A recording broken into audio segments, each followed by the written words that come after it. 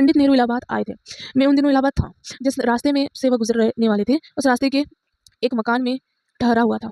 उस रास्ते के सामने ही एक गंदा नाला था। अब पंडित नेहरू वहाँ से निकल रहे हैं, तो क्या किया जाए? तो जिन लोगों की नलकों और नालियों को सदा ही की दबाने की आदत है, वे होशियार हैं। उन्होंने फ़ौरन कई गमले लाकर उस नाले के पास रख दिया। गमले बड़े-बड़े वहाँ लगा दिए, पाम के गमले लगा दिए। बड़े रंगीन फूल लगा दिए। सड़क के किनारे आराम से बिछा दिए फूल ही फूल। पंडित नेहरू निकले, बड़े खुश हुए होंगे।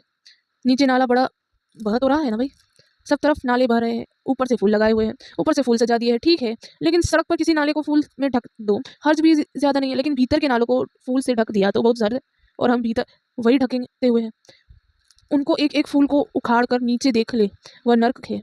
तो जहाँ घृणा है वहाँ हम कहते हैं कि मैं कभी घृणा नहीं करता, मैं तो बड़ा प्रेमी आदमी हूँ। कभी कभी घृणा हो जाती है, भूल चूक से। ऐसे तो मैं 24 घंटे प्रेम करता हूँ, घृणा भूल चूक से हो जाती है। हालत उल्टी है भाई। 24 घंटे घृणा है, प्रेम भूल चूक से हो जा सकता है। हालत जो हो रही है बिल्कुल उल्टी है। वो हालत ऐसी है, नाला असली है। कभी कभी नाले के किनारे कोई इकट्ठा फूल खिल जाए, कोई बीज पड़ जाए, फूल खिल जाए, लेकिन नाला अकड़ कर कहता है मैं तो फूल ही फूल हूँ। ये नाला तो कभी कभी हो जाता है, ऐसे तो फूल ही फूल हूँ। ऐसे ही हम हैं, 24 घंटे में शायद एक क्षण को भी कभी प्रेम का फूल खिलता हो, लेकिन हम मानते हैं हम प्रेमी हैं, हम प्यारे हैं। और जब क्रोध और घृणा 24 घंटे चलती है तो हम मानते हैं कि ये तो कभी कभी आती है।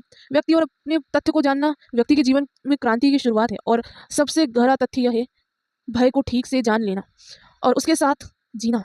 जिस दिन भय की लपटें पूरी दिखाई पड़ेगी, व्यक्ति छलांग लगाकर बाहर हो जाएगा। अंतिम सूत्र पर कल बात करूंगा, और जो प्रश्न रह गए हैं उन पर भी आराम से चर्चा करेंगे। मेरी बातों को इतनी शांति और प्रेम से सुनने के लिए अनुग्रहित हूँ, और अंत में सबसे भीतर प्रेम प्रभु को प्रणाम करता हूँ। मेरी प्रणाम स्वीकार करें। एक दूसरे मित्र ने पूछा है, उन्होंने पूछा है आपके सारे विचार डिस्ट्रिक्ट है, कॉन्स्ट्रिक्ट नहीं है। सब विध्वंसात्मक है, निर्माणात्मक नहीं।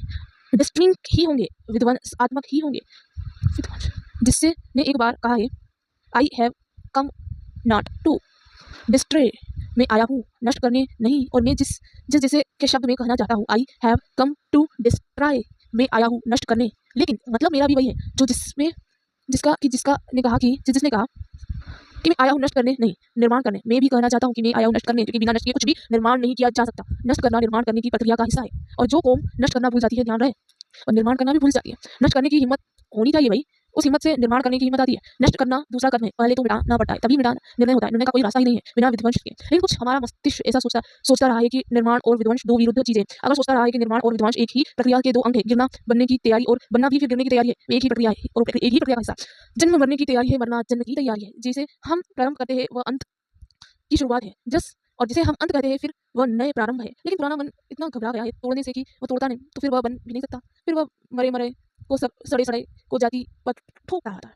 हम ऐसे लोग हैं कि अगर मेरे घर में कोई मर जाए, बहुत प्यार करता हूँ, बहुत प्रेम करता हूँ, और मैं उसे मरघट में ले जाऊँ, और गाँव के लोग कहे बड़े डिस्ट्रिक्ट मालूम पड़ते हो, जिसको इतना प्रेम किया उसे मरघट ले जा रहे हो। अगर ऐसा कोई गाँव हो जहाँ मुर्दों को दफनाने में डिस्ट्रक्शन मालूम पड़े, विनाश मालूम पड़े, तो उस गाँव में जिंदा आदमी ना रह सकेगा, फिर मुर्दे ही रहेंगे। फिर मुर्दे इतने इकट्ठा हो जाएंगे, ध्यान रहे मुर्दे जिंदे से हमेशा ज्यादा है।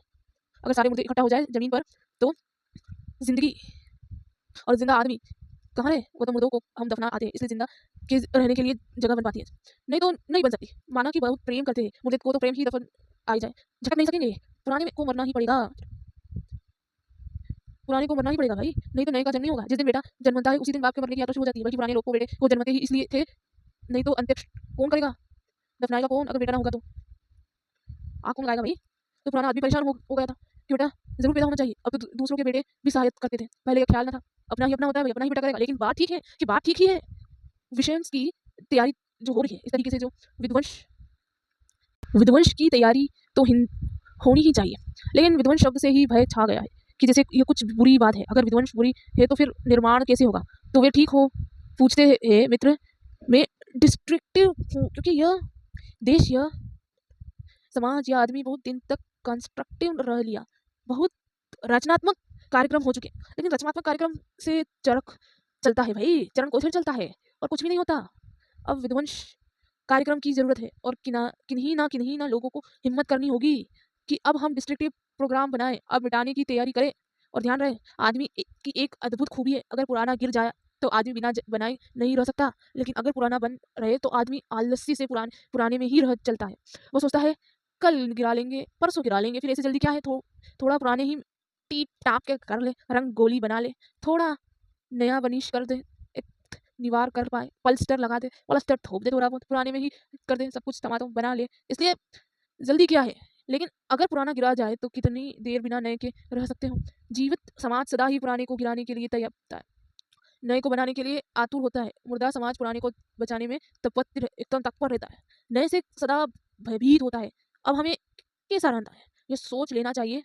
नए को आने से अगर निमंत्रण रोकना है तो फिर पुराने को बचा लेना चाहिए, और अगर नए को आमंत्रण देना है तो पुराने को हटाना ही पड़ेगा।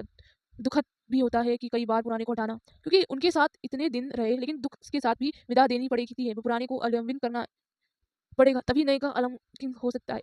तो विध्वंस हुआ ना, क्योंकि उसके अतिरिक्त अब सृजनात्मक होने का कोई मार्ग नहीं है, न कभी था। एक मित्र ने पूछा है, पुराना आदमी अच्छा है या बुरा, ये कैसे जाना पड़ता है, जबकि हमारे पास पूरा या अच्छा आदमी का ख्याल नापने के लिए मापदंड नहीं है। अच्छा आदमी का मापदंड ही आदर्श है, यह बात तो आप भी समझते हैं। पुराना आदमी बुरा है, इससे कहने का कारण कोई मापदंड और आदर्श नहीं है। इसे कहने का कारण पुराने आदमी की दुख भरी जिंदगी है, पुराने आदमी की सड़ी हुई जिंदगी है। आपको अगर टीबी और कैंसर हो जाए तो डॉक्टर आपसे कहे कि आपको कैंसर ही टीबी है, आप कहें स्वास्थ्य का मापदंड क्या है, पहले स्वास्थ्य का आदर्श तो पता चल जाए, तभी तो आप सिद्ध कर सकेंगे कि मुझे कैंसर है। तो फिर डॉक्टर आपसे ना जीत सकेगा, क्योंकि स्वास्थ्य का मापदंड अभी तक तय नहीं हो सका, ना कभी होगा। डॉक्टर बता सकते हैं कि बीमारी क्या है, बीमारी की डेफिनेशन उसकी किताब में लिखी है, कौन कौन सी बीमारी क्या क्या है, लेकिन स्वास्थ्य की कोई परिभाषा किसी शास्त्र में नहीं लिखी कि स्वास्थ्य क्या है। एक ही परिभाषा है कि जब कोई बीमार ना हो तो जो शेष रह जाता है वह स्वास्थ्य है। तो फिर आपको लौटना पड़ेगा बिना इलाज करवाए। नहीं, चिकित्सक कहेगा स्वास्थ्य को जाने दो, इतना जानना काफ़ी है कि टीबी तुम्हें गलाई दे रही है, सड़ाई दे रही है, तुम मरने के करीब पहुंच रहे हो। स्वास्थ्य में मापदंड की कोई जरूरत नहीं है टीबी को जानने के लिए। टीबी आपने में जानते के लिए काफ़ी है। पुराना समाज, पुराना आदमी बहुत दुख में जीता है, हिंसा में, संघर्ष में, युद्ध में 3000 साल में 15,000 युद्ध हुए पृथ्वी पर। 3000 साल में 15,000 युद्ध आदमी जरूर ढूंढ रहा होगा। ऐसा लगता है कि आदमी लड़ने का ही काम करता रहा है और उसने कोई काम ही नहीं किया। कभी कभी बीच में 10-5 दिन के लिए फुर्सत का वक्त आता है, वह भी फुर्सत का नहीं है, वो भी पुराना युद्ध की थकान मिटाने का और नए की तैयारी करने का है। आदमी की पूरी कथा युद्ध की, हिंसा की, घृणा की, क्रोध की कथा ही आदमी की पूरी जिंदगी प्रेम की, नई फूल की, नई कांटों की और गंदगी की कथा है। इसके लिए मापदंड खोजना पड़ेगा, तब हम तय करेंगे। नहीं, दुनिया में फैली हुई उदासी कहती है, दुख कहते हैं, दुनिया में फैल हुआ आदमी का जीवन कहता है। रोज आदमी आत्महत्या करने में उत्सुक है, जिन्हें को उत्सुक नहीं है। कितने लोग मुझसे आकर पूछते हैं कि किस लिए जिए, क्या फायदा है जीने, मर जाए तो क्या हर्ज है। प्रति सेकंड जमीन के किसी कोने पर एक आदमी आत्महत्या कर लेता है। मैं 60 मिनट बोलूंगा, कितने लोग आत्महत्या कर लेंगे। प्रति सेकंड एक आदमी किसी कोने पर आत्महत्या कर रहा हो, और यह बढ़ती जाती है संख्या। जिंदगी का रस खोता जाता है, जिंदगी उदास होती चली जाती है, और आदमी पूछने लगता है जिंदगी का अर्थ क्या है। क्योंकि जिए हम दोस्तोवस्की ने लिखा है कहीं कि अगर परमात्मा मिल जाए तो उससे एक ही सवाल मैं पूछूं, हमने क्या कसूर किया था कि आपने हमें जन्म दिया और उसकी टिकट वापस कर देने कि आपने टिकट संभालिए। हम जिंदगी के भवन के बाहर जाना चाहते हैं और उससे पूछना है कि बिना पूछे जिंदगी में कैसे भेजा हमें। ईश्वर से पूछने की कई बातें कई लोगों ने सोच रखी होगी, लेकिन दोस्तों वास्तविक जो कहना है वह यह बात ठीक लगती है। यह उससे पूछना जरूरी होगा, क्यों पैदा किया, क्या जरूरत थी पैदा करने की। शायद इसलिए वह छिपा हो कि इसका उत्तर तो बहुत मुश्किल होगा। आदमी जैसा है वही बात रहा कि वह वैसा नहीं है कि आनंद से नाच रहा हो, गीत से नाच रहा हो। एक छोटी सी कहानी मुझे याद आती है। दिवायर ने एक छोटी सी कहानी लिखी है। एक जादूगर है, उस जादूगर ने जिंदगी भर मेहनत करके एल्केमी की साधना करके कुछ रासायनिक तत्व खोजकर अमृत का पता लगाया। उसने पा ली वह चीज जिसको पीने से कोई आदमी अमर हो सकता है। अब वह 70 साल का हो गया था। फिर वह उस प्याले को अपने गले तक प्रसन्न होकर ले गया, मुंह तक की अब पी लूं। लेकिन तभी उससे ख्याल आया फिर मर ना सकोगे, क्योंकि अमृत पीने के बाद फिर कोई मृत्यु नहीं। उसने कहा 2 मिनट फिर से सोच लूं, क्योंकि यह तो बहुत मुश्किल बात है। अमृत पीने के बाद फिर मरना सकोगे। उसके भीतर से किसी ने कहा जरा सोच लो, सदा रहने का इरादा है, फिर मरना असंभव है। फिर पहाड़ में कूदो, चोट लेना लगेगी, पानी में डूबो, डूब ना सकोगे, आग में जलो, जल ना सकोगे। अमृत में बाद फिर मौत नहीं है। उसने प्याली नीचे रख दी। उसने कहा कि 2 दिन सोच लूं, इतनी जल्दी क्या है, 2 दिन सोच। तो उसने लगा कि यह तो बहुत खतर मोल ले लिया, ये बहुत खतरनाक है। तो वह उस अमृत के प्याले को जी से खोजने के लिए जिंदगी भर गाँव दी थी, पा तो लिए उसने, लेकिन पीने की हिम्मत ना जुटाई। फिर उसने सोचा कि इतनी मेहनत बेकार चली जाएगी, कुछ मित्रों से पूछ लूं। जिस मित्र के घर गया वही खुश हुआ कि धन्यवाद, आओ आओ। लेकिन पीने के पहले उसने पूछा कि भाई तुम खुद क्यों नहीं पीते। तो उसने कहा कि मैंने सोचा पीने का, लेकिन फिर मर ना सकूंगा। तो उस मित्र ने कहा हमको दुश्मन समझा है आप, ना कहीं और ले जाइए।